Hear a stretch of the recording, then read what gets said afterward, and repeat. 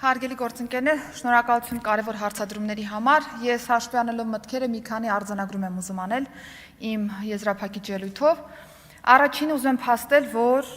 բոլոր այն վարորդները, որոնք վարորդական իրավունքից զրկվել են օրինաչափ կերպով։ Այսինքն բարեկային ծառայության գործունեության արդյունքում, աչալուրջ ծառայության արդյունքում ունեցել ենք զրկման դեպքերի արձանագրում եւ շրջանառությունից դուրս բերում բոլոր այդ վարորդների եւ տրանսպորտային միջոցները։ Երկրորդը մենք շարունակելու ենք վարորդական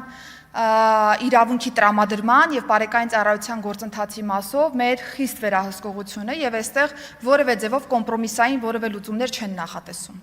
Երրորդը այս նախաձեռնությունը վերաբերում է բացառապես մոդելի փոփոխության, ինչպես ես նշեցի, այսինքն ոչ թե վերականգնմանն է վերաբերում վարորդական իրավունքին, որ չկար այս պայմանությամբ մեր օրենսդրության մեջ, այլ վերաբերում է մոդելի փոփոխությանը, որպեսզի մենք վստահ լինենք որպես պետություն, որ երբ որ անձը վերադառնում է երթևեկություն, նրան տրամադրված են այն բոլոր հնարավորությունները եւ հակակշռման, այսպես ասեմ, մեխանիզմները, որոնք որ թույլ կտան հստակ գնահատել անձի վարքագիծը եւ չարաշահման պայմաններում կրկին դուրս բերել անձին երթևեկությունից եւ ավելի խիստ գործիքակազմել կիրառել այս տեսանկյունից։ Բնականաբար երկրորդ ընթերցման ընթացքում կշարունակենք քննարկումները հանձնաժողովի շրջանակներում, եթե կարիքը լինի լրամշակումների դրանք իրականացնենք, բայց ուզում եմ վստահ լինեք, հարգելի գործընկերներ, որ մենք շարունակում ենք ցանկացած փոփոխությունից հետո մոնիտորինգը եւ եթե նկատենք, որ որևէ բան այնպես չի կարգավորվել կամ կատարելագործման տեղ կտա մեզ, ապա միանշանակ այդ կատարելագործման քայլին կգնանք, որևէ ձևով որևէ բանից կաշկանդված չենք։ Շնորհակալություն։ Շնորհակալություն, հարգելի գործընկերներ, անցնում ենք հաջորդ հարցի քննարկմանը։ Քննարկում ենք կառավարության ներկայացրած Հայաստանի Հանրապետության քրեական դատավարության օրենսգրքում լրացումներ կատարելու մասին եւ Հայաստանի Հանրապետության քրեակատարողական օրենսգրքում լրացումներ կատարելու մասին օրենքների նախագծերի փաթեթը առաջին ընթերցումը ընդունելու մասին հարցը։ Հիմնական զեկուցող ներքին գործերի նախարար Արփինե Սարգսյան։ Համեցեք տիկին նախարար։ Շնորհակալություն, հարգելի գործընկերներ, օրակարգային այս հարցով ձեր քննարկման է ներկայացված երկու օրենսգրքերում քրեական դատավարության եւ քրեակատարողական օրենսգրքում փոփոխություններ նախատեսող օրենսդրական նախաձեռնությունը։ Ըստ էության մենք ինչ ենք առաջարկում։ Առաջարկում ենք ներդնել թե դատավարության փուլում եւ թե նաեւ քրեակատարողական փուլում, այսինքն պատիժների կատարման փուլում ներդնել տեսակապի ինստիտուտը եւ դատավարությունը իրականացնել տեսակապի կիրառմամբ։ Ըստ այդմ առաջարկում ենք նախատեսել դատական նիստին տեսակապի միջոցով ազատությունից զրկված կլինի ձերբակալված, կլինի կալանավորված կամ ազատազրկման ձևով պատիժ կրող մեղադրալի մասնակցության հնարավորությունը, ընդ որում նախատեսվում է, որ տեսակապի միջոցով մեղադրալի մասնակցությունը կարող է ապահովել ինչպես մեղադրալի միջնորդությամբ, այնպես էլ դատարանի սեփական նախաձեռնությամբ եւ բնականաբար պիտի լինեն սրա համար անհրաժեշտ հիմքեր, իրավաչափ պայմաններ, որպեսզի դատարանը կամ մեղադրալի միջնորդությամբ էլի դատարանը կարողանա որոշում կայացնել այս տեսանկյունից։ Իսկ իրավաչափ նպատակները հետեւյալն են. Կարող է դատարանը կիրառել տեսակապի միջոցով քննության իրականացումը, եթե դա անհրաժեշտ է հասարակական կարգի, առողջության, վարույթի մասնավոր մասնակիցների հիմնական իրավունքների եւ ազատությունների պաշտպանության, նրանց անվտանգության ապահովման, հանցագործությունների կանխման կամ ողջամիտ ժամկետում դատական քննության ապահովման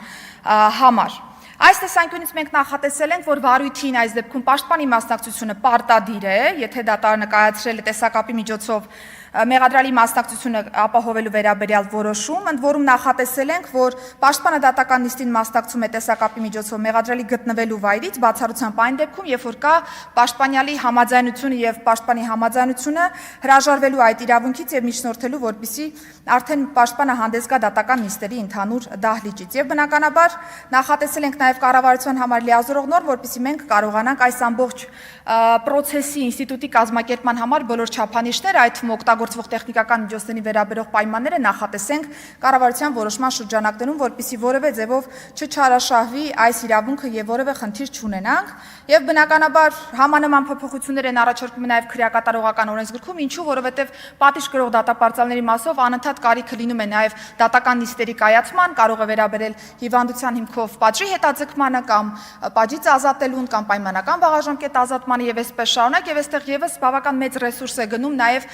հրապարծելին դեպի դատարան ուղեկցելու տրամաբանության մեջ, եւ մենք նախատեսել ենք այսպիսի հնարավորություն նաեւ այս վարույթների տեսանկյունից։ Հարգելի գործընկերներ, ես ուզում եմ հատուկ շեշտել, որ Մարդու իրավունքների եվրոպական դատարանի համար տեսակապի միջոցով ազատությունից զրկված անձանց դատական process-ի մասնակցությունն ապահովել ամբողջովին իրավաչափ համարվող process է։ Բնականաբար դատարանը տալիս է մի շարք երաշխիքներ, չափանիշներ, որոնք որ պիտի պահպանվեն, որպեսզի մենք կարողանանք տեսակապի պայմաններում դատավարության իրականացումը համարել օրինաչափ, իրավաչափ, եւ իմ կողմից նշած բոլոր դետալները ըստ էության հենց այն պայմաններն են, որոնք որ մի շարք վճիռներով եվրոպական դատարանը նախատեսել է եւ որոնք նաեւ պիտի միտված լինեն մեղադրյալի եւ պաշտպանի միջև նաեւ կոնֆիդենցիալ հաղորդակցության երաշխավորմանը, եւ եթե դատարանը գտնում է, որ թեև կան հիմքերը տեսակապի միջոցով դատավարություն իրականացնելու, բայց հնարավորություն չկա օրինակ ապահովելու կոնֆիդենցիալությունը պաշտպանի եւ պաշտպանյալի միջև, ապա բնականաբար չենք գնում տեսակապի ռեժիմին եւ հետեւաբար դատարանը պարտավոր է լինելու ստուգել բոլոր այն վավերապայմանների պահպանումը, որոնք որ մեզ թույլ կտան իրավաչափ եղանակով մտնել տեսակապի միջոցով դատավարության կազմակերպման process։ Ես ուզում եմ նաեւ փաստել, որ Արդարադատության արդյունավետության եվրոպական հանձնաժողովը ՍԵՊԵԺ դատական վարույթների հետ կապված տեսակապի գործածման մասով եւս ուղեցույց ունի նախատեսված, որտեղ որ բոլոր մանրամասները նախատեսված են եւ ես վստահ եմ, որ դատական համակարգի գործընկերները այս տեսանկյունից ծանոթ են նաեւ այս ուղեցույցին եւ երկար ջանք չի պահանջի, որպեսզի մենք պրակտիկորեն կարողանանք իրացնել այս նախաձեռնությունը։ Օրենսդրական փաթեթը առաջարկում ենք ուժի մեջ դնել 2027 թվականի հունվարի 1-ից հետո անցկացվող դատական նիստերի վրա, որպեսզի թե դատական դեպարտամենտը, թե Արդարադատության նախարարությունը եւ թե նաեւ ներքին գործերի նախարարությունը կարողանա նյութատեխնիկական առումով համալրվել եւ ապահովել դատարանի հնարավորությունը արդեն այդ նիստերի նկատմամբ կիրառելու տեսակապի միջոցով դատավարության անցկացման հնարավորությունը։ Ես ուզում եմ զուգահեռ փաստել, որ սա հնարավորություն է թե մեղադրալի համար եւ թե դատարանների համար, որովհետեւ որևէ մեկը չի չեղարկել պետության պարտավորությունը ուղեկցելու տվյալ անձին դեպի դատարան եւ հակառակ ուղղությամբ եւ ես ուրախությամբ եմ ուզում փաստել, որ այն վատ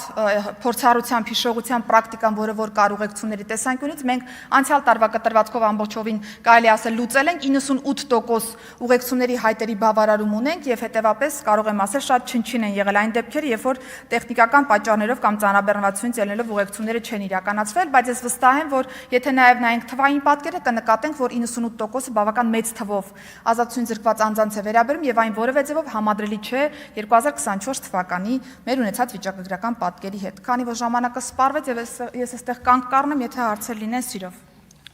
Հարցերի խնդրեմ հարցերի համար գրանց։